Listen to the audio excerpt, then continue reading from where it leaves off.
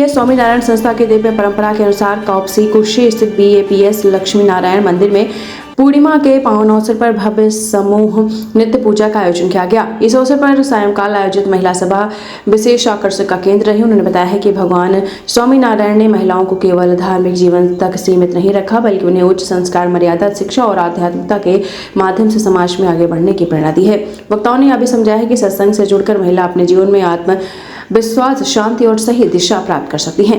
सभा में कौपसी, कुक्षी, दूलसर सहित आसपास के क्षेत्रों के अनेक महिला हरिभक्तों ने उत्साहपूर्वक भाग लिया।